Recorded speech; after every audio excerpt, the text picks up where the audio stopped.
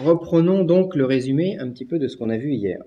Donc au tout début, on a la lumière, l'inconcevable, donc l'impensable, en ce sens que ça passe hors des notions que nous pouvons entendre.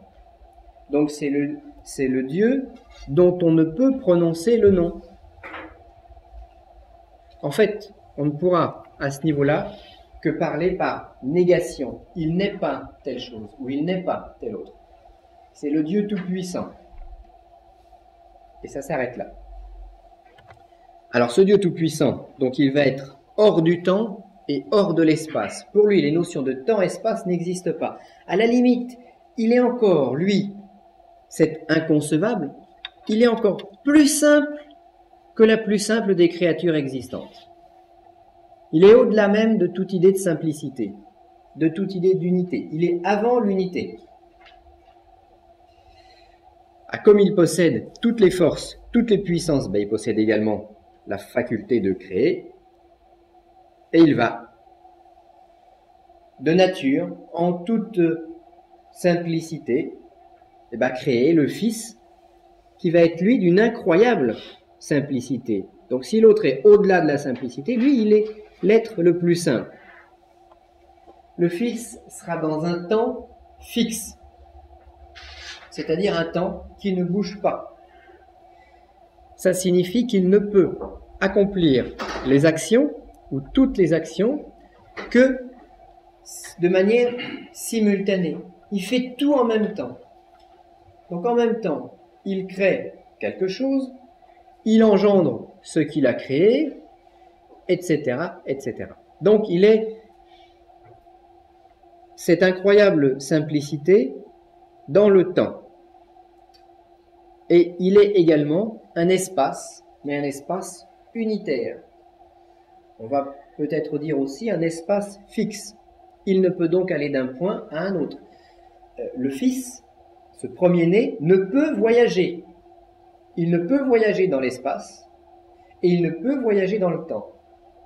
Nous sommes des voyageurs. Je voyage dans l'espace, en marchant, en conduisant ma voiture. Et je voyage dans le temps, de par le fait que les secondes s'égrènent les unes après les autres. Donc nous sommes des voyageurs. D'où aussi un petit peu l'image du pèlerinage de Compostelle. Le voyageur, le pèlerin, c'est nous, et nous allons vers le Compostelle, vers l'étoile de Compostelle, parce que Compostelle, c'est Compos et Stella, donc c'est l'étoile du compost. Et qu'est-ce que l'étoile qui se trouve dans le compost? Eh bien, c'est ce qu'on a vu hier. Je vous le redonne en le rajoutant un petit peu par-dessus. Voilà. C'est cette étoile-là, qui est l'étoile du compost. Le compost, c'est la création. C'est nous, c'est notre planète. C'est tout ce qui nous entoure dans la matière. Et tout cela répond aux lois de cette étoile. Alors nous, en tant que pèlerins, on n'est ni fixe ni unitaire. On est fait de milliards de cellules, de milliers de pensées différentes et contradictoires. Donc on est dans la multitude, dans la relativité. Alors ce Fils, lui, il est fixe, il est unitaire, il est un point infini. Donc notion d'espace unitaire. Dès l'instant où il hérite de son père en tant qu'aîné, il hérite des qualités de son père. Et il hérite de la capacité, lui également, de créer quelque chose, de créer un être. Et il va se corporifier spirituellement, se mirer en lui-même, se regarder, s'admirer. Puisqu'il est seul, il peut faire autre chose que de se découvrir. Et cette loi de miroir, cette multiplication, va devenir la matrice vierge, la Vierge éternelle. Ce que l'on a bien plus tard appelé Marie dans la Sainte Famille, parce que c'est toujours, en fait, ce qui est en haut qui sera en miroir de ce qui est en bas, ou plutôt l'inverse. Le bas, c'est le miroir, et le haut, c'est la réalité.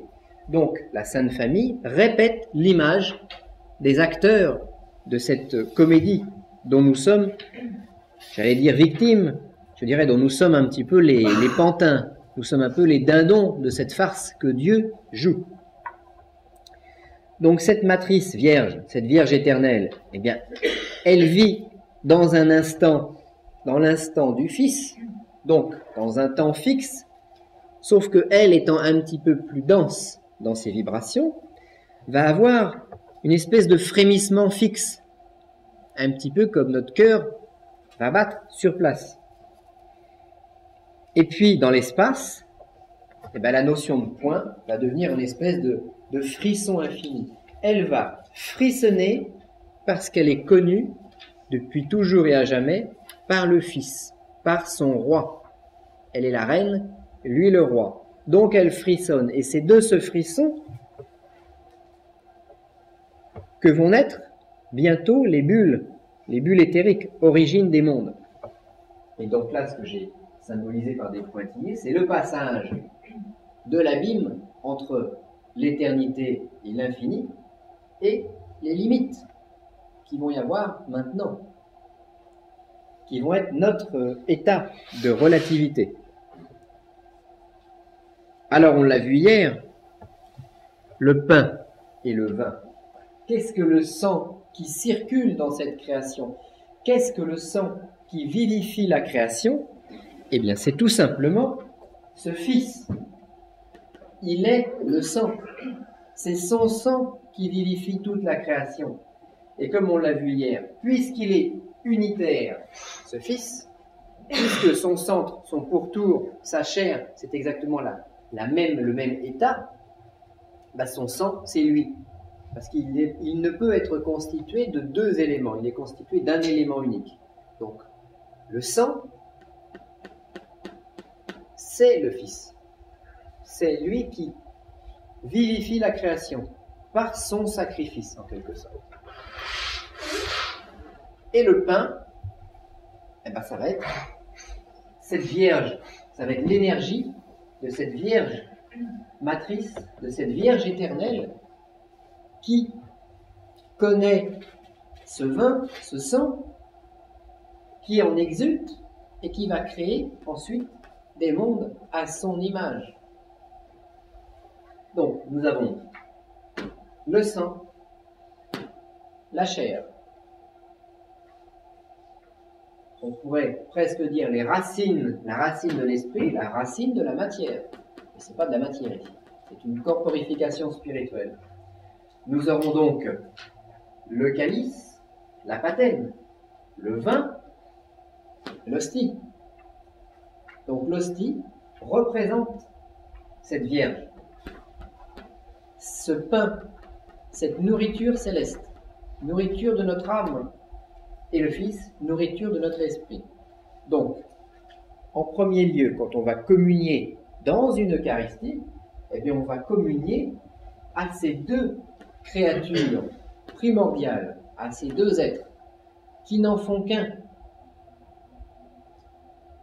Et derrière tout ça, eh bien nous avons le Père, lumière inconcevable. Donc on va, d'une certaine manière, grâce au Fils, remonter au Père, mais on ne le peut. Par contre, le Fils étant alimenté par le Père, il peut également nous alimenter. Donc, la première chose à retenir, c'est que dans une célébration eucharistique, on célèbre ces deux puissances, ces deux énergies. Et si Jésus a été appelé le Fils, c'est parce que bien sûr, il était en résonance, il était sur terre, l'incarnation d'une parcelle du Fils. Alors on va pouvoir dire aussi, puisque ce Fils est partout présent, omniprésent, ben nous sommes tous un peu le fils ou la fille, certes, mais il y a après une question de densification de cette énergie. Par exemple, si sur mon compte en banque j'ai 1 franc, ben j'ai de l'argent. Mais si j'ai 100 francs, ou 100 euros maintenant, ben j'en ai plus. Mais c'est toujours de l'argent. Mais ce n'est pas la même quantité d'argent. Donc on pourrait presque dire que l'important pour nous, ça va être d'absorber les énergies du Fils mais non pas à l'unité 1 que nous possédons tous, puisqu'il est partout omniprésent, mais à l'unité 10, 100 ou 1000, de manière à en densifier les puissances en moi. Pourquoi le prêtre effectue-t-il la messe régulièrement? C'est parce que c'est une espèce de pompe à énergie. Alors, selon la conscience de ce prêtre, la pompe à énergie va mettre son tuyau plus ou moins haut dans les architectures. Plus on monte haut, plus on va se vitaliser. Mais même un prêtre qui n'y connaît rien, qui pratique la liturgie telle qu'elle est expliquée, provoque quand même une sorte de miracle, d'une qualité différente, mais miracle quand même. Parce qu'il répète par résonance les gestes de Jésus, qui répète les gestes planétaires, qui répète les gestes du Fils et de la Matrice. Alors, cette Matrice étant donc connue par son roi, par son époux, par son Seigneur, par son Maître, etc., eh bien, va exulter et va faire des bulles. Et ces bulles, bien sûr, eh bien, ce sera l'origine de la limite, puisqu'elle ne peut créer dans l'éternité, elle va créer dans le temps. Puisqu'elle ne peut créer quelque chose d'infini, elle va créer donc le fini. Et on a apparition, donc des bulles, origine de la limite. L'éternité se transforme en début et fin, donc mortalité. Nous sommes mortels,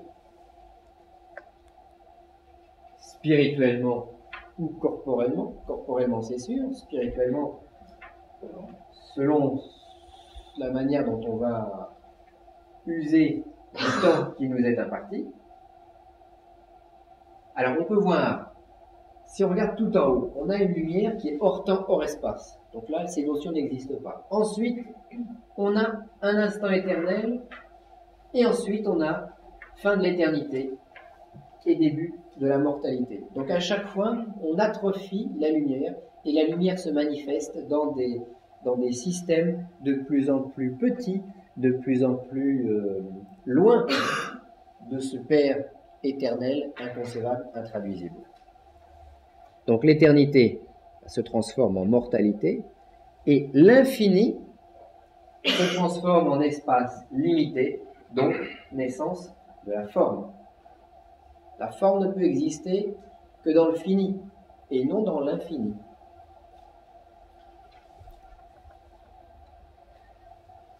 Donc c'est dans les bulles, c'est la différenciation. Donc ce qui est en dehors de moi est différent que moi, est différent de moi. Et de ces différences, eh bien, vont naître les planètes, et dans ces planètes, des petites bêtes, des petites choses qui vont finir par devenir humaines, qui seront nous.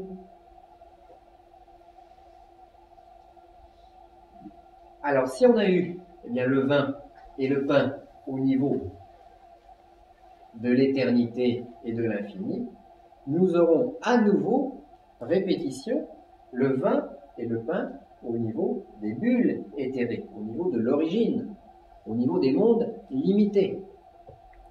Parce que ce qu'il faut savoir également, c'est que pour moi, minuscule créature, eh bien, la planète représente pour moi quelque chose d'illimité. D'ailleurs, une réflexion un petit peu curieuse. Pourquoi les planètes sont-elles sphériques? Je crois que la sphère, c'est ce qui représente le mieux l'infini dans le fini. Si je décide de marcher tout droit, plein nord, plein sud, plein ouest ou plein est, et je marche, sans jamais m'arrêter, pendant des siècles et des siècles, je ne trouverai jamais la frontière. Je vais faire le tour de la planète une fois, 2 fois, 3 fois.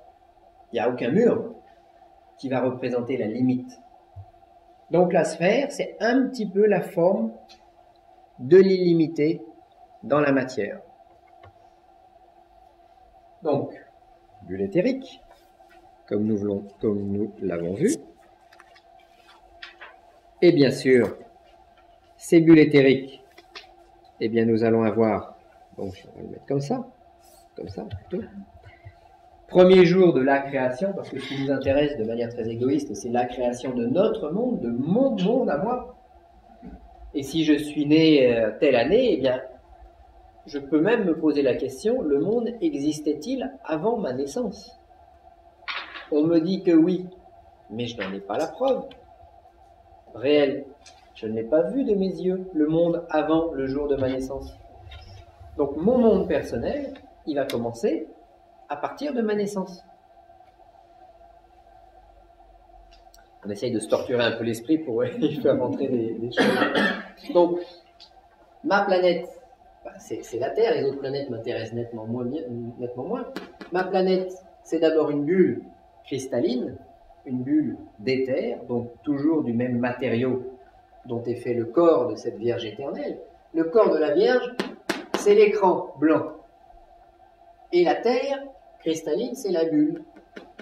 Les énergies apparaissent. Donc, cette bulle, eh ben, ça va représenter pour moi, c'est le Dieu planétaire.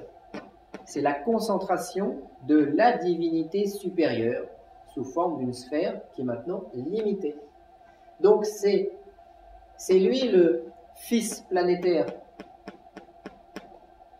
Et dès l'instant où c'est lui le Fils planétaire, eh bien, par densification de ses énergies, il va à nouveau créer quelque chose qui va être une espèce de matrice, une espèce de première révolte, de matrice des matières qui vont apparaître ensuite. Première matière. Donc ça, c'est l'esprit de la planète. Et ça, c'est l'apparition du feu par l'éther et par l'azote alchimique qui le compose. Donc l'azote alchimique n'étant que de l'éther retourné, comme on va retourner un gant. Alors les alchimistes pourraient me dire, eh bien on a le feu fixe et le feu mobile. Puisque ça va être fixe, et ça va être mobile, parce que là il y a une révolte. Il y a tout un tas de luttes. Les puissances, donc rouges, qui sont à l'intérieur de cette sphère, sont arc-boutées maintenant contre l'éther. Exactement comme si je pousse de manière la plus forte possible ce mur, et bien je déclenche une force qui va de moi vers le mur, mais comme le mur résiste, il y a automatiquement une force contraire qui pousse dans l'autre sens. Donc, c'est les arcs-boutants des cathédrales. Alors nous l'avons vu bien sûr, si on le traduit sous forme rituelique, sous forme liturgique, eh bien nous aurons cette bulle cristalline. Qu'est-ce que c'est? Eh bien c'est le sang planétaire, donc le vin, ce qui va vivifier tout ce qui existe, les êtres que nous sommes, et nous allons avoir la première révolte, et je dirais également les suivantes, qui seront le corps planétaire, donc le pain, nourriture moins spirituelle, nourriture de l'âme, puis tout à la fin, nourriture du corps. Donc voilà, pour résumer rapidement ce qu'on a vu hier. Y a-t-il des questions sur sur ces rotules, en fait, qui vont nous permettre de descendre jusqu'à la matière? Ok, vous êtes d'accord? Ça semble logique? Oui. Bien. Oui. Elle est un peu insidieuse. Quand on parle de Dieu inconnaissable, etc., Oui. et que nous en parlons, Oui. nous essayons de le connaître. Oui. Est-ce de la naïveté de notre part? Est-ce de l'orgueil et de la prétention? Ou est-ce simplement faire plaisir à l'un de nos fantasmes? Parce que je ne comprends pas qu'on puisse parler de l'inconcevable. Oui. Tu le sais, je ne crois pas en Dieu. Donc c'est pour ça que j'ai bien précisé que ma question était insidieuse. Insidieuse. D'ailleurs, je te ferai remarquer que je t'avais dit qu'il valait mieux que je vienne. Oui, oui. Mais toute question est intéressante. Je ne comprends pas comment on peut parler de l'inconcevable. Bah, on va avoir besoin de situer quelque chose que l'on ne connaît pas. Pour dire, voilà, il y a ça. Et après, parce que on a besoin de partir j'allais dire, d'un point. D'une certaine manière, on a besoin de partir d'une origine. Pour après dire, voilà, il se passe telle et telle chose. Mais il y a un moment où on ne peut aller plus loin. Alors on va l'appeler comme ça, ou autrement. Ou néant, ou Dieu, ou... Bon, on va mettre un nom, mais c'est pour signifier quelque chose qui va être au-delà de ce qu'on va comprendre. Comment ? Voilà, pour essayer de fixer un repère, surtout pour essayer de fixer une origine, pour se raccrocher à quelque chose. Parce que si on décroche, le problème c'est que si on décroche l'inconcevable, bah, on va décrocher le Fils, et puis du coup on va décrocher la Vierge éternelle, et à ce moment-là, où vont les bulles ?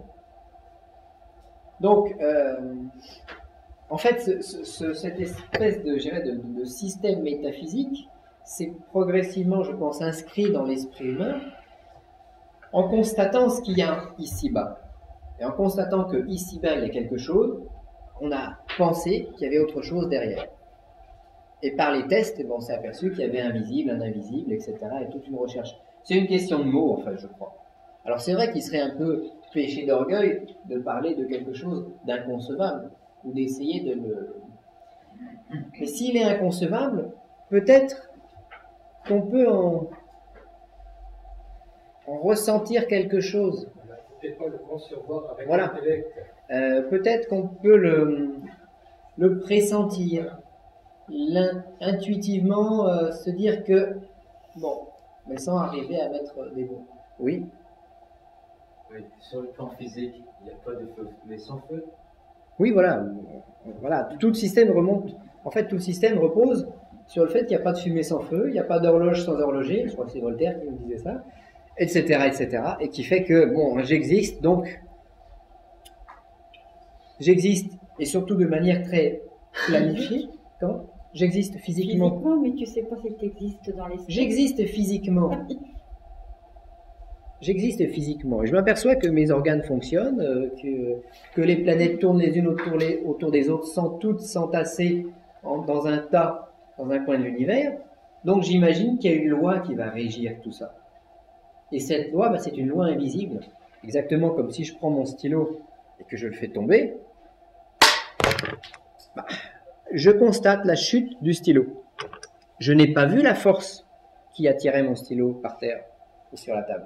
Par contre, j'ai constaté que mon stylo chute. Donc si mon stylo chute, c'est qu'il y a une force invisible qui l'attire dans un sens. Et toute la notion, je dirais, à ce moment-là, d'invisibilité, d'inconcevabilité, va venir de cette constatation. Oui. C'est quand même quelque chose qu'on retrouve même dans le domaine scientifique pur. Je veux dire, les chercheurs à la base, enfin, les découvreurs plutôt, ne ressortent pas forcément ce qu'ils ont découvert. Ils ont une notion qu'ils commencent à chercher, et un jour ils arrivent à structurer quelque chose qui descend progressivement, qui est finalement le fruit de leur recherche. Et à la limite, un chercheur, des fois, cherche un médicament, et il va découvrir un nouveau carburant, par hasard. Bon, et donc, il est content d'avoir trouvé un nouveau carburant, mais c'est pas ça qu'il cherchait. Autre question, oui. Je pense que l'idée, c'est que pour trouver le résultat, dans l'algèbre, on suppose qu'il y a l'inconnu pour trouver la solution. Oui. L'explication pour nous, c'est... Voilà, ouais. En algèbre aussi. On sait qu'il y a une inconnue et on cherche. On dit que c'est X. C'est inconnu. Le nombre donné, et on arrive à une solution qui est concrète. Ouais. Ouais. On la matérialise sous X, en fait, je crois.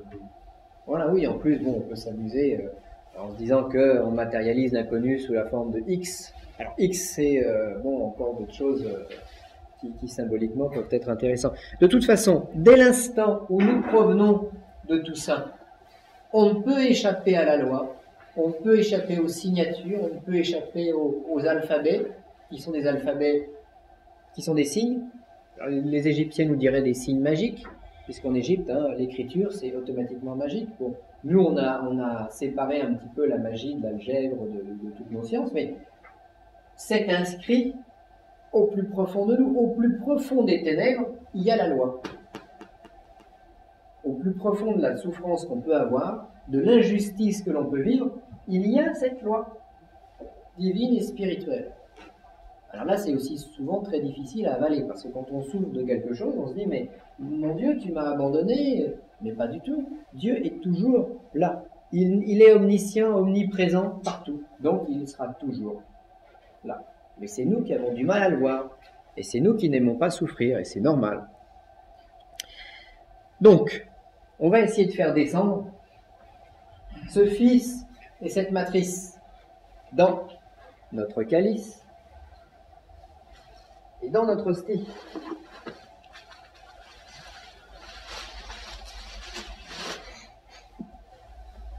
Parce que c'est ça, moi, qui va m'intéresser, en fait. Maintenant, on va essayer d'être un petit peu plus pratique et de voir ce qui va descendre. J'ai besoin de faire descendre cette énergie dans mon calice. J'ai besoin que cette hostie, qui est un morceau de pain, qui n'est pas consacré, qui se passe quelque chose à l'intérieur, de manière ensuite à pouvoir le manger. Alors c'est pareil, c'est encore un intermédiaire. Je ne fais pas descendre les énergies directement sur moi, curieusement, je les fais descendre sur une substance physique, et après je mange cette substance physique. C'est encore un intermédiaire, encore une espèce de porte, encore une espèce de fils. Alors, j'ai besoin, en tant qu'humain, de faire descendre les choses de cette manière.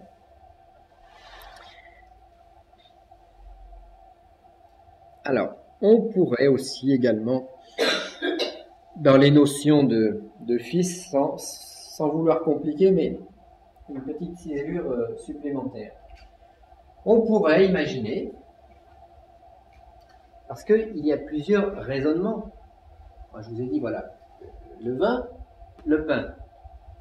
Mais on peut avoir un chercheur qui va visualiser les choses légèrement différemment.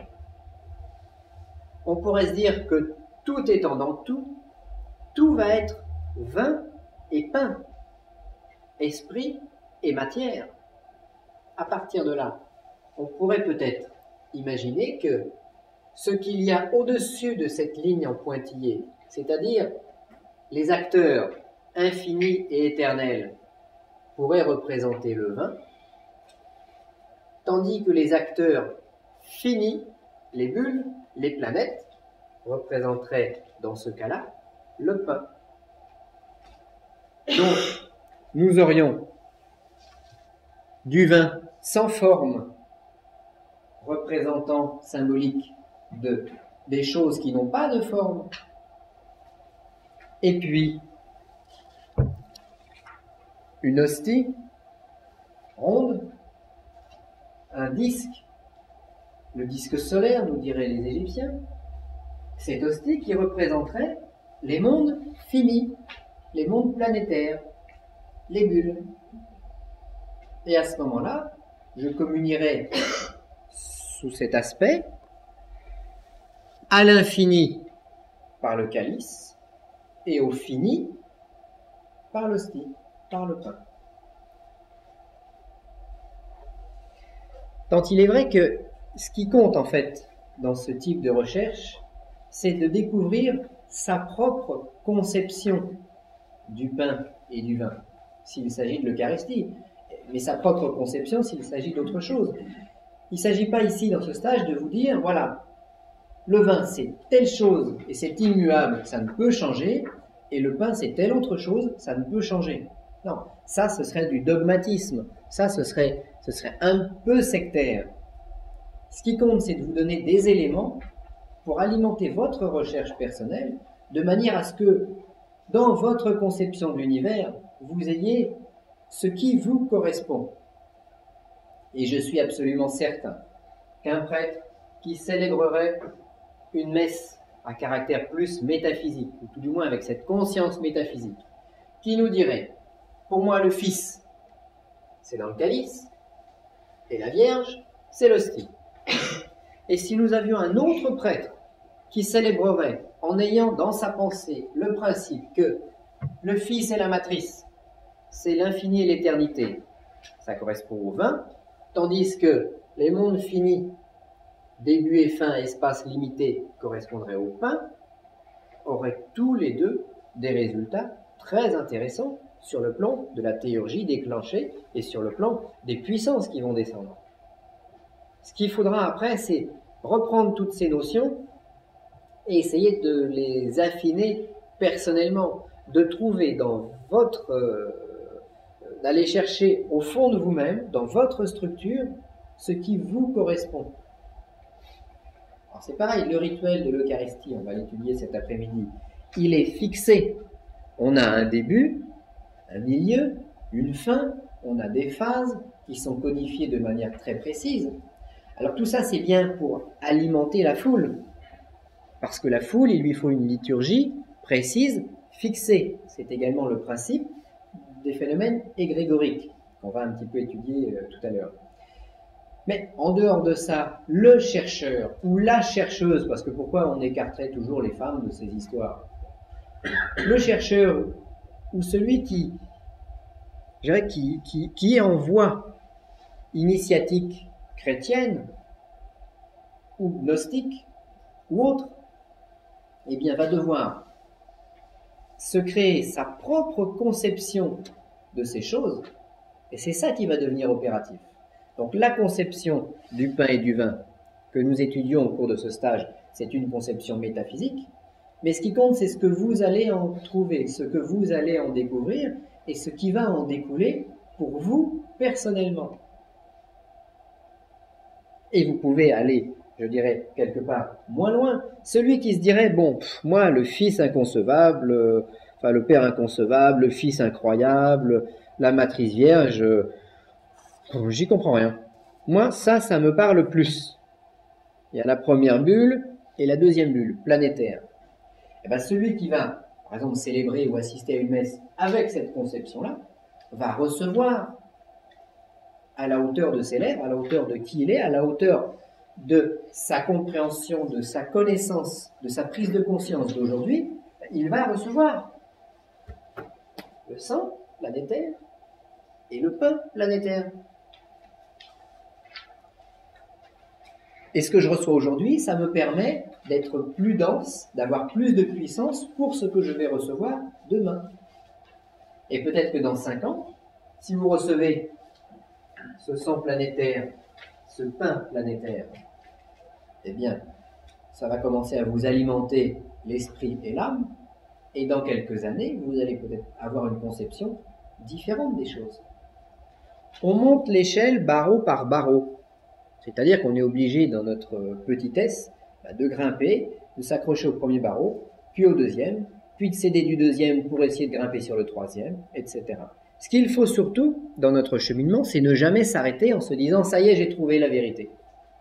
Parce que celui qui se dit « j'ai trouvé la vérité, je m'arrête dans ma recherche », eh bien il s'assoit sur les marches de l'escalier, mais il ne monte plus. Péché d'orgueil, dirons-nous peut-être. Paresse, etc. On est dans les péchés capitaux. Donc, c'est depuis le début jusqu'à notre fin physique qu'il nous faut chercher, chercher et chercher encore.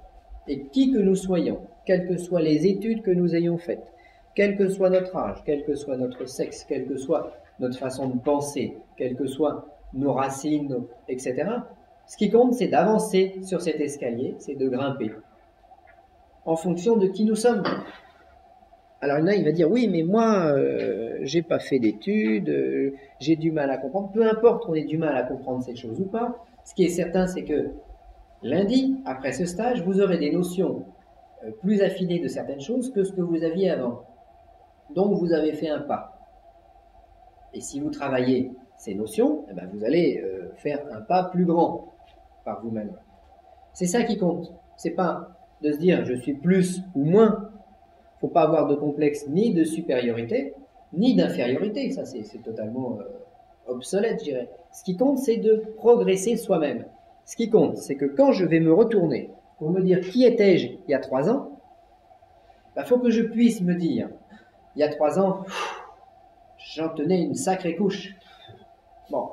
Et ça veut dire que j'ai évolué. Et si quand je me retourne, je me dis, ah bah il y a 3 ans, j'étais vraiment quelqu'un de bien, ça veut dire que j'ai pas bougé.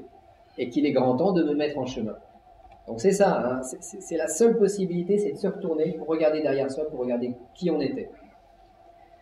Alors je n'ose penser à l'avenir, parce que sans doute que en 2006, quand je regarderai qui j'étais aujourd'hui, je me dirais, en 2002, j'en tenais une sacrée couche. Bah, j'espère que j'aurai cette pensée-là, et que j'aurai évolué, et qu'on sera tous dans la même idée. Alors,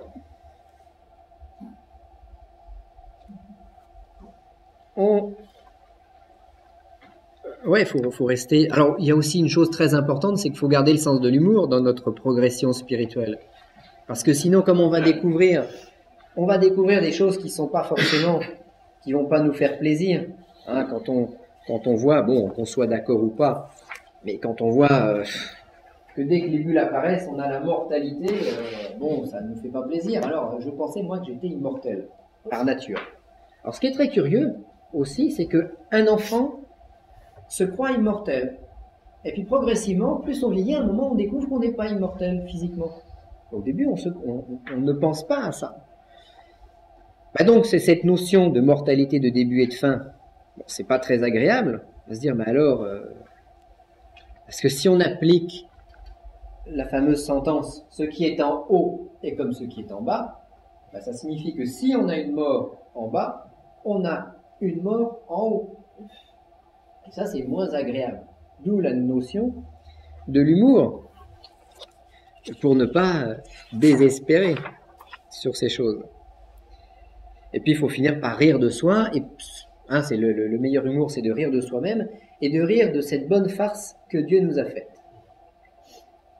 Et comme Dieu est un coquin, et comme Dieu a horreur de perdre une partie, il triche dès le départ, de manière à être toujours gagnant. Et nous, les malheureux petites pièces sur l'échiquier, eh ben nous, on souffre pour de vrai, pour son plus grand plaisir. Hein. C'est l'histoire des mythes grecs.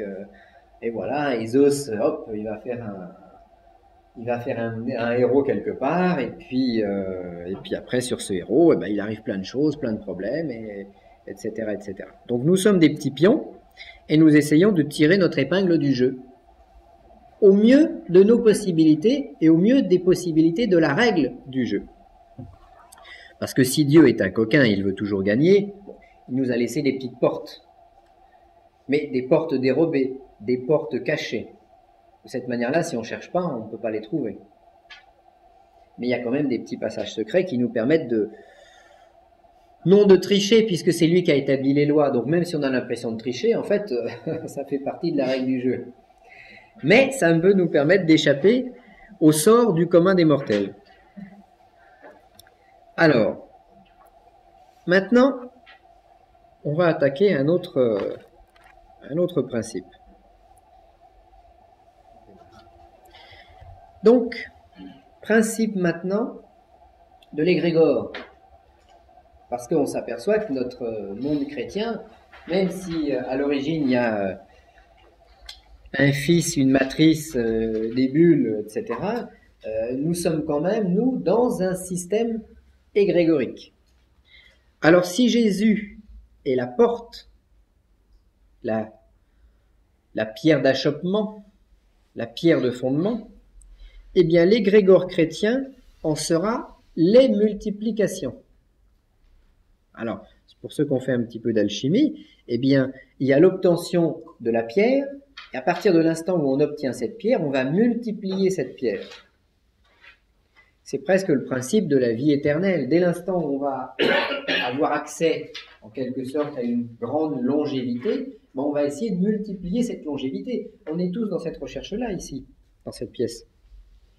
On s'est aperçu qu'on avait un corps, qu'on avait un esprit, donc on a pris conscience, et tout ce qu'on veut, on a pris conscience que nous vivions, et ce que nous désirons, c'est multiplier cette vie, de manière à la prolonger physiquement, certes, mais surtout spirituellement. Donc, multiplication de ma propre vie. L'égrégore chrétien sera donc la multiplication de la révélation christique. Alors, comme cette multiplication a été faite par les hommes, elle a été faite tant bien que mal. Elle a été faite avec tous les péchés que les hommes peuvent imaginer, avec les problèmes politiques, avec les problèmes d'organisation, avec les problèmes de hiérarchie. Mais c'est quand même une multiplication.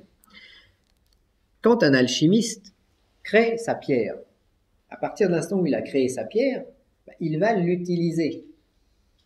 Et il va projeter cette pierre philosophale sur la matière. Et qu'est-ce que la matière la plus intéressante à travailler pour un alchimiste? Ce sera le collectif humain.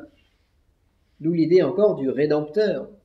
C'est-à-dire que si Jésus, d'une certaine manière, possède la pierre philosophale, eh bien il va la projeter sur l'humanité, donc de manière à rédempter cette humanité, de manière à tenter de transformer le plomb en or, c'est-à-dire les lourdeurs spirituelles en un peu plus de légèreté, de faire monter le bouillon humain. Donc, ce côté d'égrégore chrétien, c'est la projection de la pierre. Et à chaque fois qu'un prêtre célèbre l'Eucharistie au cours d'une messe, c'est un petit peu de cette multiplication, un petit peu de cette pierre philosophale qui tente de faire monter, alors je dis tant bien que mal parce que nous ne sommes que des êtres humains avec beaucoup de défauts, mais on tente de faire monter l'ensemble sur le plan énergétique, sur le plan spirituel. Alors on va dire aujourd'hui, par contre, c'est un peu dépassé, les idées du pape, etc. On pense ce que l'on veut, mais le monde chrétien a quand même permis, plus ou moins, de canaliser certains débordements, certaines choses. Et si aujourd'hui on se pose des questions sur l'Eucharistie, sur le pain, sur le vin et sur cette métaphysique, c'est quand même grâce à tous les prêtres et tous les évêques qui ont maintenu cette machine en état de marche jusqu'à aujourd'hui.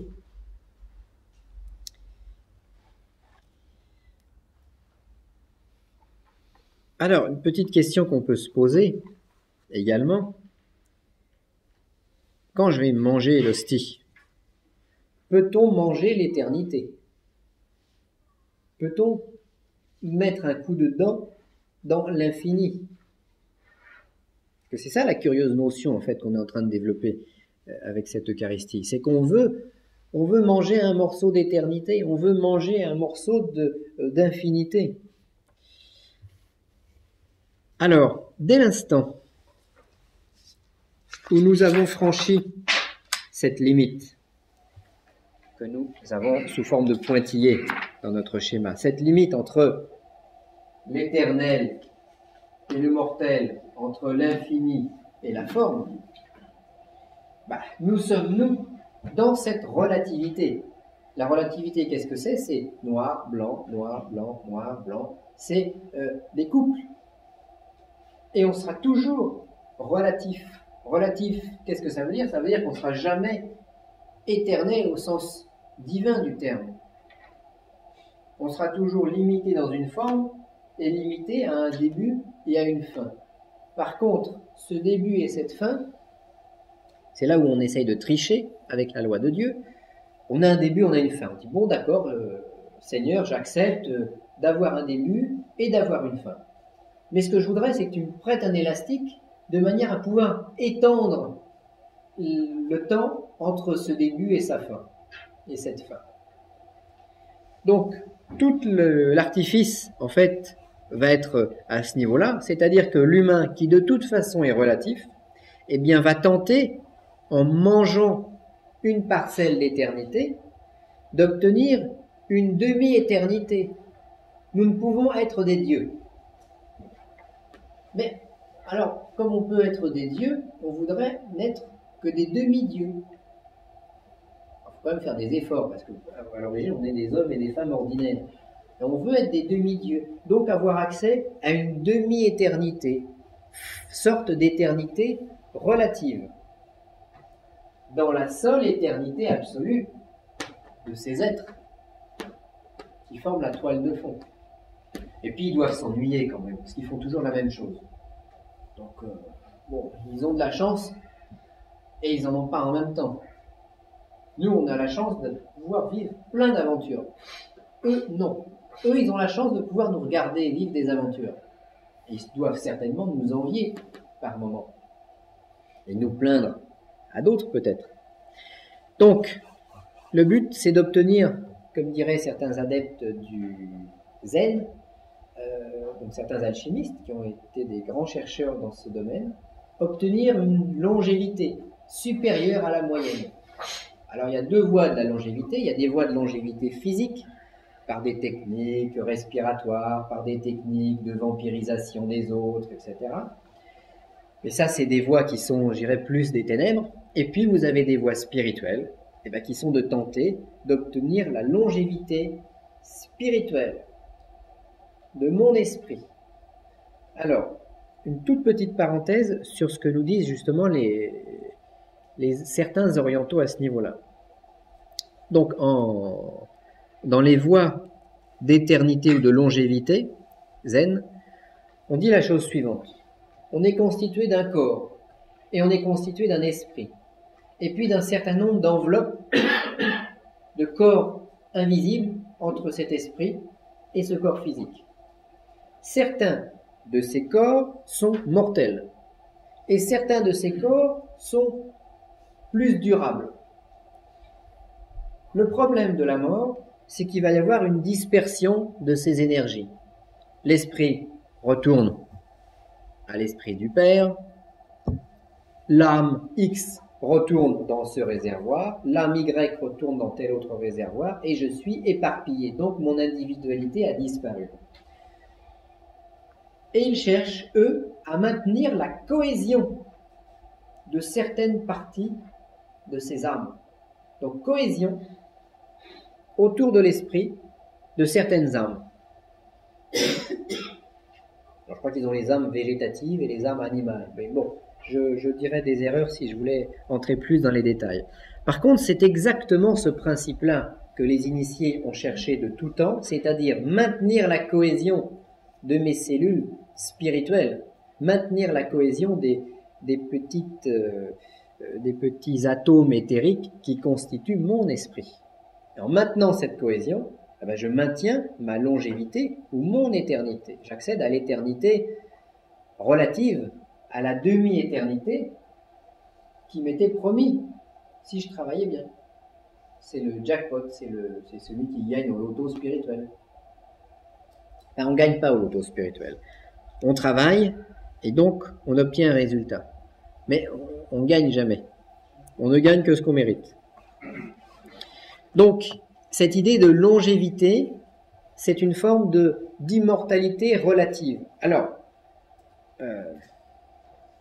je dis à Dieu, oui, mais Dieu, moi c'est élastique, j'aurais que tu me donnes un élastique très très costaud de manière à ce que je puisse le tendre au maximum. Et Dieu, dans son immense bonté, nous donne à un moment donné un élastique spirituel qui peut être étendu autant qu'on veut. Donc là, nous sommes heureux, on commence, on dit, ça y est, je suis immortel, alors je prends mon élastique, je tire. Et je vis des aventures. Alors, est-ce que la réincarnation peut s'inscrire à cet endroit-là ou pas? Mais bon, je vis un certain nombre de choses, je viens dans les plans spirituels et je connais tout ce qu'il y a à connaître. Sauf l'expérience ultime qui va être la réintégration à l'éternité. Parce que Dieu, encore une fois, a triché avec moi.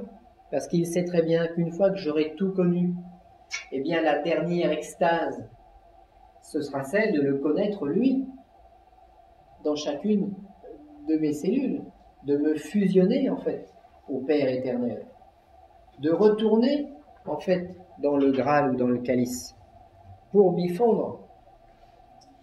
Et ayant tout vu, tout connu, dans la matière, dans l'esprit, eh bien il y a un moment où le seul désir que je vais avoir, c'est de le rejoindre lui. Et à ce moment-là, peut-être, sans doute, de moi-même, moi, devenu immortel, eh ben, je lâche l'élastique pour connaître la fusion au Graal éternel. Donc, je suis dans une bulle, comme un poisson dans son bocal, et je n'en sortirai pas. Je vais travailler pour en sortir. Mais quand je vais avoir la possibilité d'en sortir, je vais me rendre compte que c'est vain, que c'est une recherche vaine. Mais ça valait quand même le détour. Ça vaut quand même de faire tout ça. Parce que moi, je préfère, en tant que, je dirais que malheureuse entité coincée dans un repli du temps et de l'espace sur une minuscule planète, etc., bah, plutôt que de vivre 80 ans ou 90 ans, bah, je préfère vivre 5000 ans ou peut-être 10 000. Tout du moins jusqu'à ce que moi-même je décide que j'ai envie d'arrêter et de connaître cette fusion. La finalité est la même. Mais la finalité est la même. Alors on va se dire, Que ce soit avant ou après. oui, avant ou après. Par contre, ce que Dieu en fait me permet, c'est d'être un pèlerin et de connaître le pèlerinage de Compostelle dans ce à quoi je pouvais goûter. Oui, mais on ne le conserve pas. Donc à un moment donné, tout s'efface quand même. C'est ce que je veux dire. À un moment Tout donné, s'efface. nous sommes relatifs, donc à un moment donné, il est logique que tout s'efface. Donc il n'y a plus de mémoire. Il n'y a plus notre individualité de mémoire, tout à fait. On est conservé, enfin on n'est pas conservé, les parcelles qui nous constituent sont des parcelles d'éther au niveau de l'esprit. Donc ces parcelles sont immortelles par nature, puisqu'elles viennent d'en haut. Mais il n'y a plus la mémoire, c'est comme une disquette informatique. Quand on reformate le système, il n'y a plus rien. Il y a toujours et il n'y a plus rien en même temps. Dieu aime bien travailler sur les ambiguïtés comme ça. Alors, revenons maintenant un petit peu sur Terre et abordons le principe des magies religieuses, puisque là, on est en plein dans le système chrétien.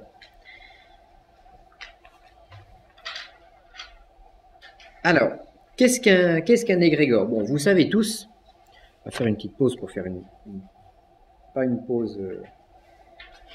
Donc, principe des magies religieuses ou des égrégores religieux. Notion d'égrégore. Donc vous savez tous ce que c'est qu'un égrégore, plus ou moins. C'est-à-dire que on est tous dans une pièce. Si on se concentre tous sur une image, en pensant fortement et en essayant d'émettre de l'émotion envers cette image, quelle qu'elle soit, on crée une communion de pensée et on va tous alimenter cette image, chacun avec son énergie propre. Je vais donc créer autour de mon image une sorte de collectif énergétique venant de chacun d'entre nous qui forme l'égrégore de cette image. Dès qu'on arrête de penser, au bout de quelques minutes, cette forme pensée avec laquelle on a entouré cette image se dissipe. Si le lendemain on se réunit à nouveau et qu'on reproduit la même expérience, cette forme pensée, au lieu de durer 5 minutes, elle va durer 10 minutes. On se réunit encore le surlendemain et on recommence. Cette forme pensée va peut-être survivre pendant 1 heure, puis elle va disparaître. Et on recommence pendant des semaines et pendant des mois. On finit par obtenir autour de notre image, et quelle que soit cette image, une forme pensée qui sera durable.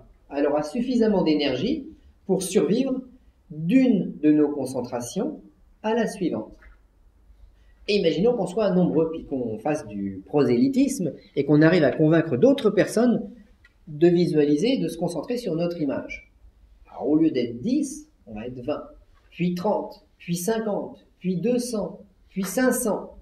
Et on va se concentrer régulièrement. On crée un égrégore autour de cette image. Alors que cette image soit un démon barbu avec des cornes, que cette image soit un logo d'entreprise, que cette image soit un être humain, que cette image soit... On crée un phénomène d'égrégore. Alors ça, c'est la base. Si on regarde ce qui s'est passé dans notre religion chrétienne, et dans la plupart des systèmes religieux, nous avons à l'origine la naissance de cet égrégore. C'est le prophète. Il y a un prophète, alors qui s'appelle Moïse, Dionysos, Osiris, Mahomet ou autre, il y a un prophète qui réussit à convaincre un certain nombre de personnes, de par peut-être son charisme, de par sa lumière, de par sans doute, dans un certain nombre de cas, sa révélation spirituelle, donc le fait qu'il est l'incarnation du Fils, eh bien il finit par avoir une telle lumière que les gens vont croire en lui. Si en plus ce prophète, possédant la révélation, commence à faire des guérisons, il va guérir une personne, puis 2, 3, 4, 5, 6, 10, 20, 50, 60, qu'est-ce qui se passe? Il y a une espèce de tourbillon qui se fait, les gens l'aiment, parce qu'il les a guéris.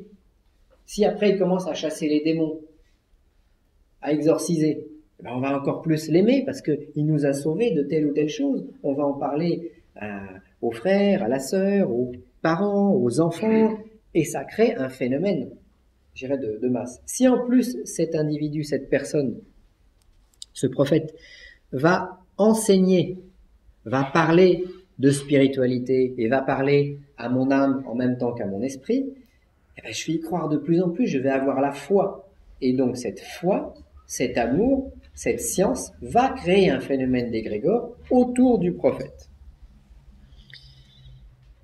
Ça, c'est la naissance d'un égrégore. Après, il y a un problème qui se passe, il est le suivant. Cet égrégore va-t-il survivre à son prophète? Parce que ce que nous avons décrit jusqu'à présent, c'est ce que certains gourous d'une secte peuvent obtenir également, par des méthodes plus ou moins de marketing publicitaire, par des méthodes de manipulation psychologique ou autre. Ils créent un espèce de champ énergétique, tout le monde croit en lui. Est-ce que ça va lui survivre? Ça ne va lui survivre que si derrière, il y a un principe. Alors, il y a un double principe qui doit être mis en place. En général, ce prophète, pour vitaliser cet égrégore, doit utiliser le principe du sacrifice. Alors, soit on sacrifie les autres, soit on se sacrifie soi-même pour vitaliser son égrégore. Ça, c'est le premier principe. Et deuxième principe, c'est la révélation spirituelle, c'est-à-dire la théurgie. Est-ce que là-haut, les plans spirituels veulent que cet égrégore subsiste? Est-ce que cet égrégore, cette religion naissante, a-t-elle une part de vie éternelle en elle? A-t-elle mangé un peu d'éternité? Son prophète est-il un demi-éternel, un demi-dieu ou pas? En général, si c'est une simple secte, au mieux, ça s'arrête à la mort de son prophète, voire quelques années après. Il n'y a plus personne pour entretenir, il n'y a plus personne pour sonner les cloches, pour faire les alertes aux invasions des extraterrestres ou des choses comme ça. Donc, petit à petit, on n'est plus sous l'hypnose du prophète. Et entre parenthèses, je trouve que l'aventure de Gilbert Bourdin est absolument extraordinaire dans cet aspect négatif, mais à voir, parce qu'il avait réussi à convaincre des dizaines et des dizaines de personnes, des attaques régulières, comment il appelait ça, des lémures. Les lémures nous attaquaient par vaisseaux planétaires entiers. Et en une nuit, Gilbert Bourdin l'expliquait à la télévision il y a quelques années, en une nuit, grâce à tous les membres de sa secte, ils avaient réussi à détruire 10 000 vaisseaux lémuriens, 10 000 vaisseaux spatiaux. C'était là-dedans. Quelle aventure. Quelle aventure! Vous vous rendez compte, des gens comme vous et moi qui on s'ennuie dans nos vies personnelles, dans nos petites histoires, et puis d'un coup on participe à une guerre interplanétaire. C'est extraordinaire. Bon, ça c'est un principe d'égrégore. Et si Gilbert Bourdin, je suis sûr qu'il croyait à plus ou moins à ce qu'il faisait. Peut-être qu'il n'y croyait pas au début, mais il a fini par le croire à la fin. Convaincu par le fait d'avoir convaincu les autres. Il a créé un égrégore. Et son égrégore a tenu jusqu'à sa mort. Et puis depuis qu'il est décédé, tout est en train de s'effriter. On a cassé ses statues, etc. Bon. On lui a démonté. Oui, on lui a démonté parce que... Dynamité, voilà. Mais pourquoi? Mais parce que derrière, il n'y a pas de révélation spirituelle. Derrière, il n'y a pas de demi-dieu, de demi-éternité. Donc, c'est un principe mortel, simplement égrégorique. À partir de là, dès l'instant où il n'est plus entretenu, il disparaît. Mais si vous voulez vous amuser à comprendre comment fonctionne un égrégore, allez étudier les histoires à Gilbert Bourdin, c'est incroyable. Il n'y a pas que lui. Hein. Et dans son histoire, il y avait des intellectuels. On va dire c'est que des braves gens, des balayeurs, des gens. Mais non, non, non. Il y avait des avocats, il y a avait des médecins, il y avait tout à fait. des gens de très haut niveau.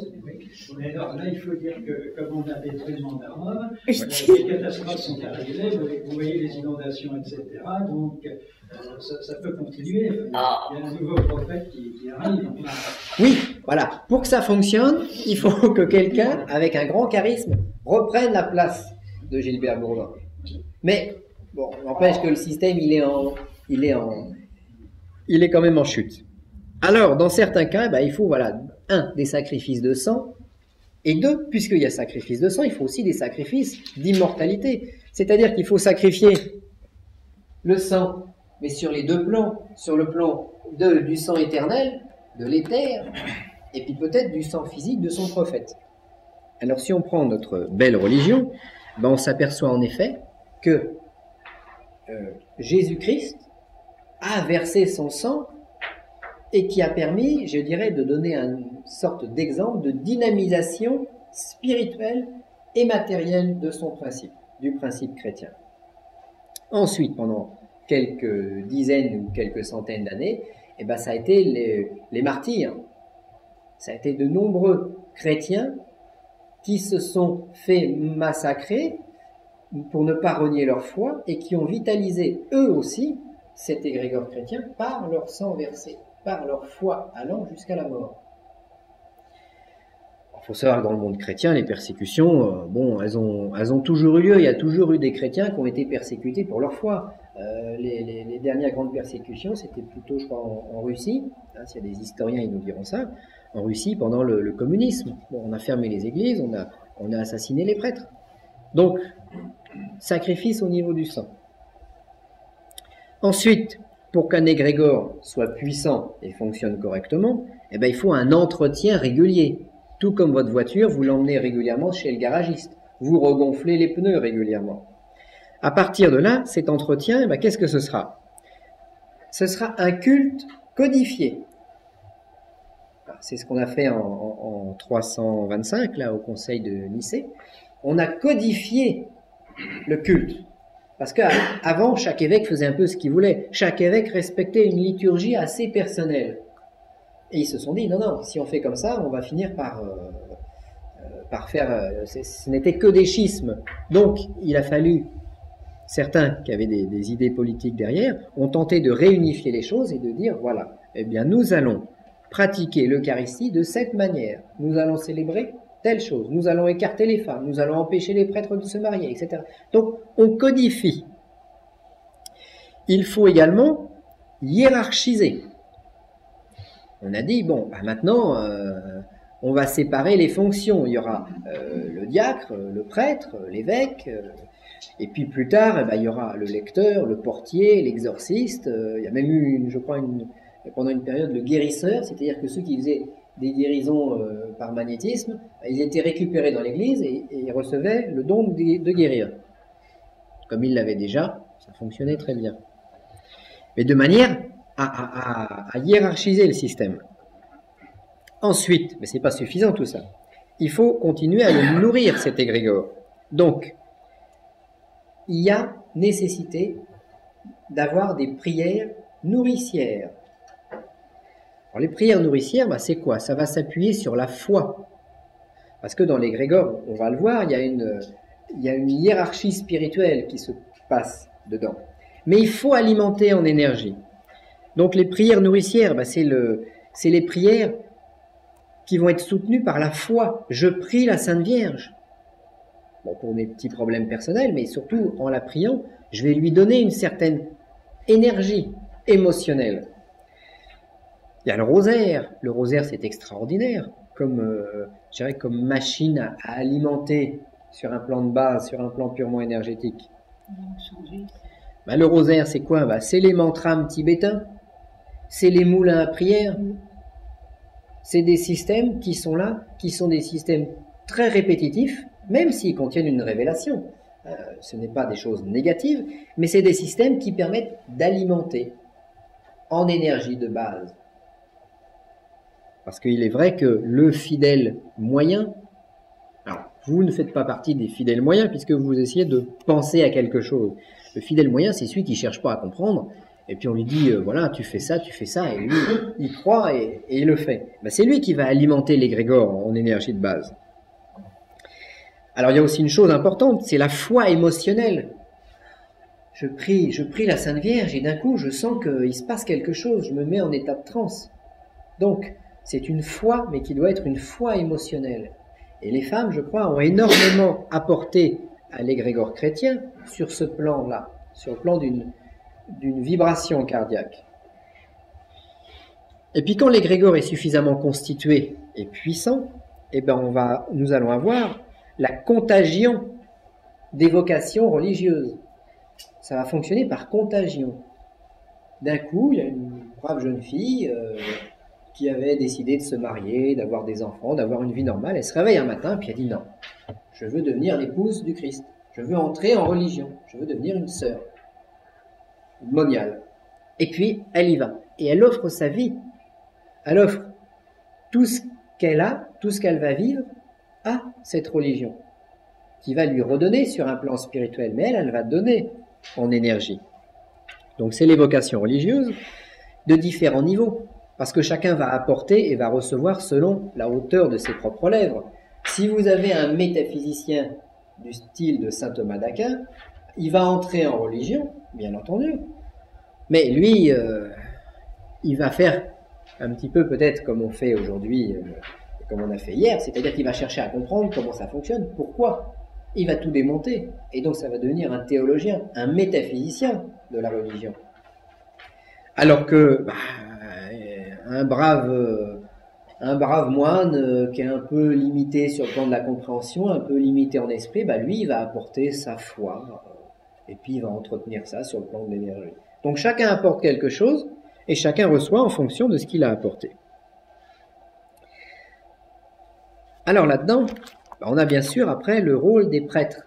Alors dans un système d'égrégore, vous avez en général le peuple qui va nourrir cet égrégore, et le prêtre, qui lui possède en partie les clés de l'égrégore, et le prêtre va utiliser cette énergie pour faire certaines choses.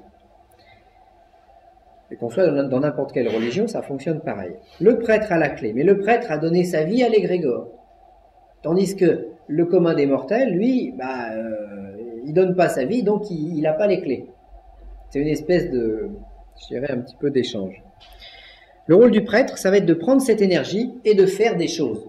Des guérisons, des exorcismes, des miracles, de célébrer l'Eucharistie, s'il est dans le sens chrétien, etc. Et de redonner à la foule, par cette Eucharistie, un peu de l'énergie que la foule a donnée. La foule donne une énergie de nature tellurique, la foule va plutôt donner le pain,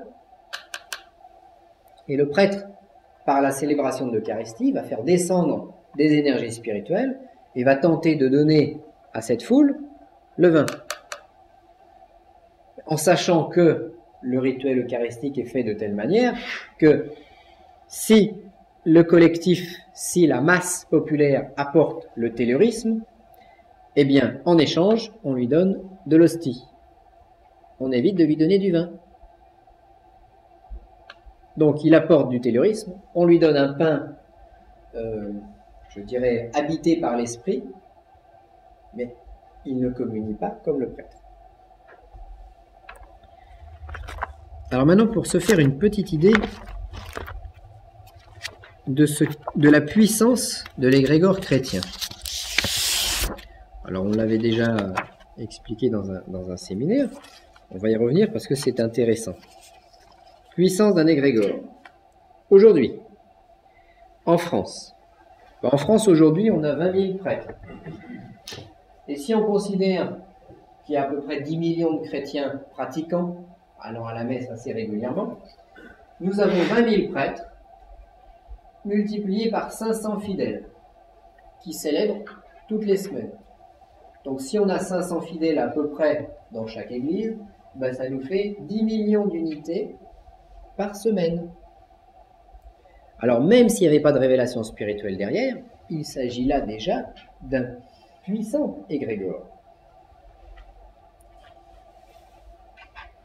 On va multiplier ça par une centaine de pays chrétiens. Bon, on a peut-être plus, peut-être moins, c'est simplement pour se donner un ordre d'idée. Bah, on en est déjà à 1 milliard d'unités par semaine. Il y a à peu près 1 milliard de chrétiens sur Terre. Bon, 1,8 milliard si on compte les baptisés. À peu près 1 milliard de plus ou moins pratiquants. On multiplie, si on veut avoir le calcul sur un an, on va multiplier par 52 semaines. Donc 1 milliard multiplié par 52 semaines par an, on a quand même 52 milliards d'énergie qui vont alimenter cet égrégore. Si on multiplie par 1500 ans de chrétienté conquérante, on élimine les 500 premières années, et ben on se retrouve quand même avec 78 milliards d'unités accumulées. Bon, on s'est amusé à faire un petit calcul. Ce calcul est totalement faux, bien entendu, mais c'est pour nous donner une idée. Alors il y a une grosse différence entre se réunir à une dizaine de personnes et se concentrer sur l'image de n'importe quoi et faire un petit égrégore, et puis une puissance qui possède ou qui peut posséder 78 milliards d'unités accumulées. Parce qu'il n'y a pas que l'énergie égrégorique dans le système chrétien, c'est surtout les célébrations de l'Eucharistie. Donc, ce sont des descentes d'énergie théurgique, d'énergie spirituelle. Donc c'est un égrégore qui est profondément interpénétré d'éternité, d'infini et de longévité. Alors on va stopper l'enregistrement, on va mettre un autre disque.